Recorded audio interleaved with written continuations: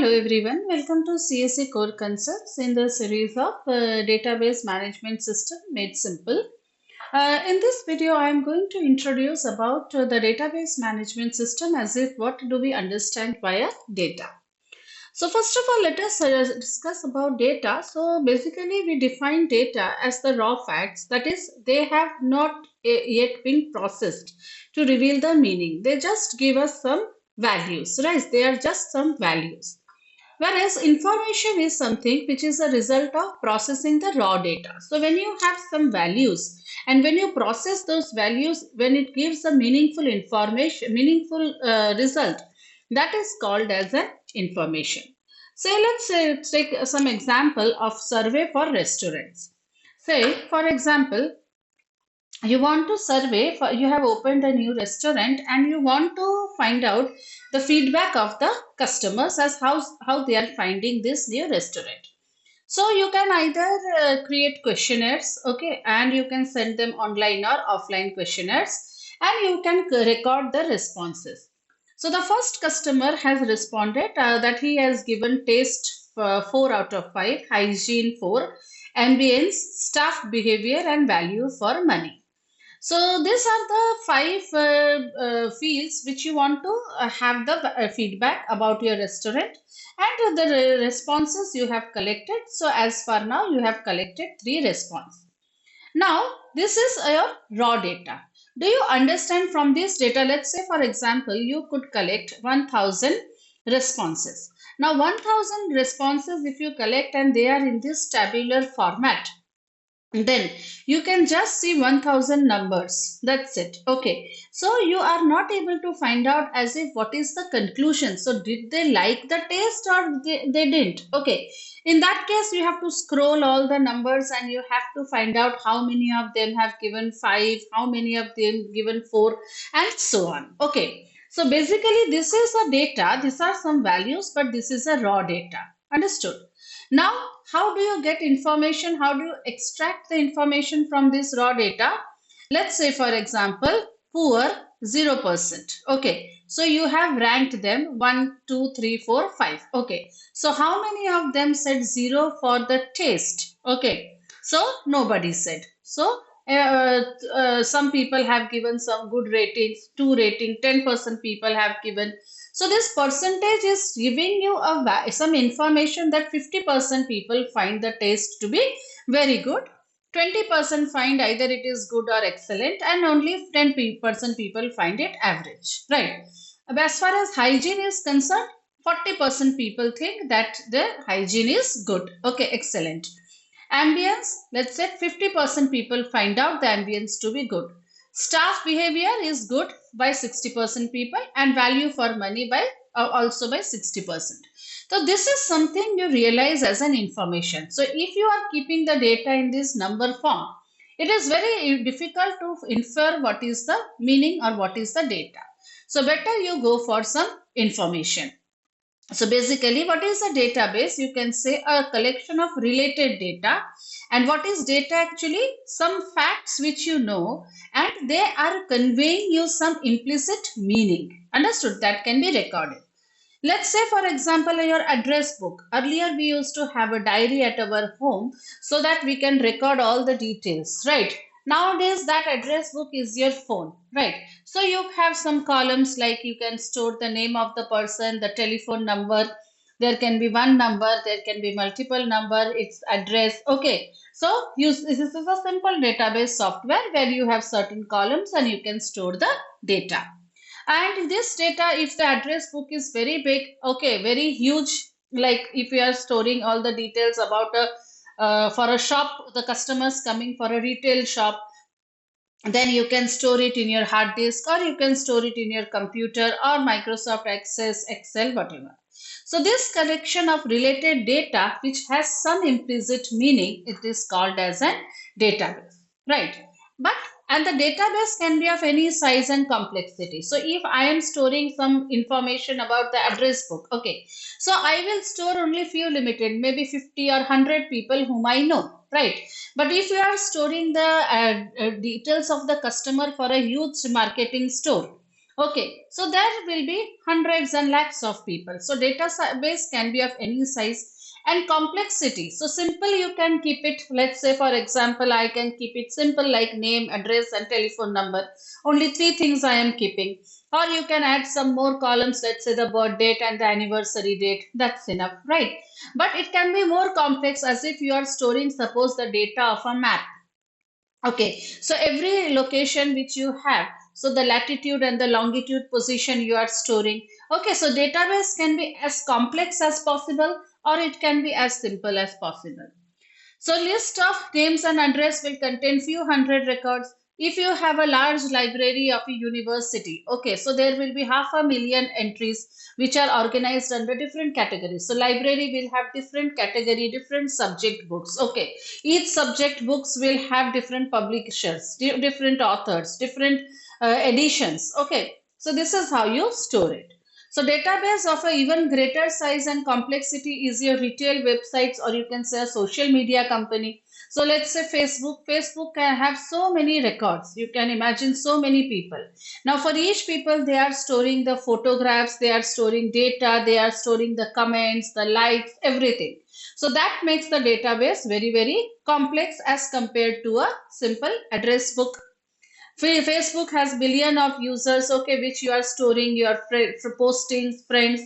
Retail websites, let's say like you have Amazon.com. So they have so much of data. First of all, the user data, then the data about the books, about the products they are selling. Now the products are categorized as books, CDs, videos, DVDs, games, electronics, apparels. Then each and every purchase record, who are purchasing, stock. Okay, so the database base can occupy over 42 terabytes. Okay, so worth of storage and is located in the computer server, not in simple computers but in the form of servers, right? So basically what is a database management system then? It is a system which helps to create and maintain a database. So what is a database? So we have studied what is a database. Okay, so what is your database? It's a collection of related data. And what is a database management system? It is a system which helps to create and maintain a database. Simply creating a database and storing the record is not enough. It should be useful to you. So as if when I am looking for somebody's phone number, I should be able to retrieve as fast as possible. Or if I want to look at the past orders or my recent purchase in my Amazon, so it should be able to retrieve. Okay, if I want to change my phone number, I have updated my address. Okay, I should be able to do that also, right? So database management system helps to perform all these activities. So basically, first you have to define the data, you have to construct the data, you have to manipulate the data, and you have to share. So defining the data means what are the things you need to store. Okay, now name. Name has to be a specific data type. You cannot give numeric or integer for name, right? You have to give character or string. If it is the age of the person, you cannot give character. It is not suitable. Or price. Okay, you have to give some decimal. So that is called as database definition. So where you define the data. Construction relates to what, where you are processing those data and in some storage medium. So you have created some tables on a hard disk and you are storing the actual data. Now after storing the data, you want to use the data and you have to control. Okay, so you have to do the manipulation of the data. And sharing means what? You are going to share among the, allows the multiple users to use the data. And on this data you can fire the queries, right? So when you fire some questions, that is called as a query.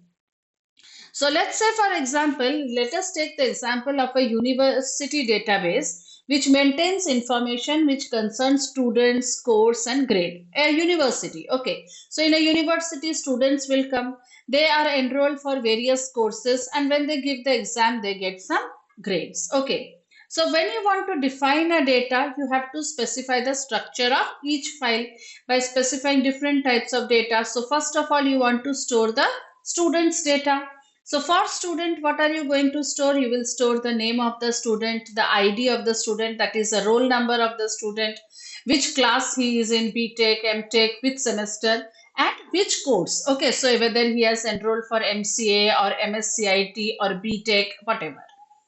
Then comes your course. So every course has a course name. Let's say MCA. MCA has a course ID. Credit hours, how many credit hours you have to give in order to clear that, and under which department the course is there, because it is a university, right? If you have MSc Botany, so it belongs to some other department, right? Then you have department, you have to store the department. Every department has a name and an ID associated with it, and grades of the student. So the student name, his course name, which course he is in, and what is the grade which has been got, which he got. Then faculty, those who are teaching. So every faculty will be given an ID, the name of the faculty, in which department the faculty is teaching, and what is the course it is teaching, right? So when you, this is called as the defining. Just you have defined that these are the things which will be there in my university database.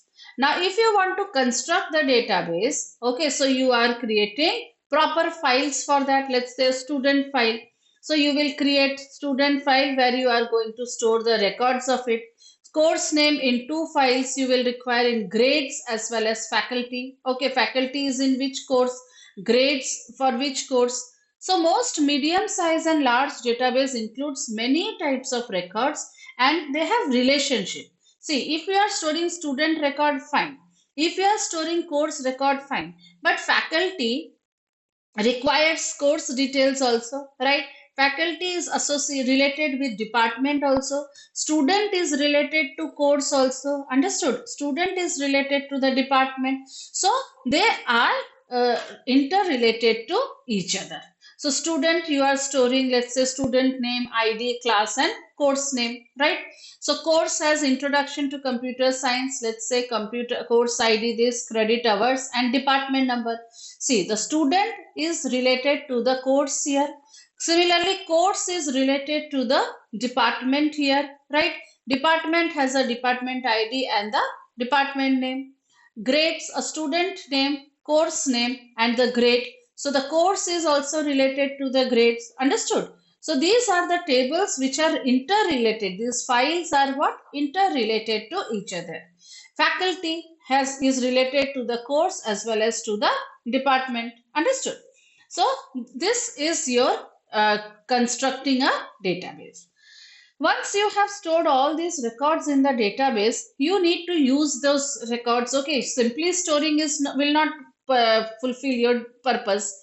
So you want to use, now when you have to use it, you have to query. Suppose if I want to find out how many students got A plus grade this year, this is a query. Okay, and sometimes let's say some student is asking that my phone number has changed, kindly update it. That is called as updating. So let's say retrieve the transcript. So I want the details of Smith, student Smith, all his courses and all his grades. Or I want to get the names of all the students who have taken the database course, and I also want to see their grades. Or I want to see all the details of the faculties in the computer science department. Now updates means, let us say we have Smith wants to have one more additional course. Okay, so add in that. Or I want to create a new course called as e-commerce in the management department. So these informal queries and updates must be specified. Simply you cannot say I want to do that. Computer will not understand. Why it will not understand? Because I may say in the way I want to add a course this, right? You may say in a different way that please add this course. Now computer cannot understand. So there is a predefined format in which you can write the queries. Okay. So that is the language called as the query language, which is understood by the database management system. So I hope that you understood about the introduction of the database management system. Now, eventually in my series, in this video, in the series of this playlist, you will find out as how we can get started with a database, how we can create a database, how we can remove the redundancies or the repetitions in the database, and later part you will understand that how we can fire the queries in order to retrieve results from the database.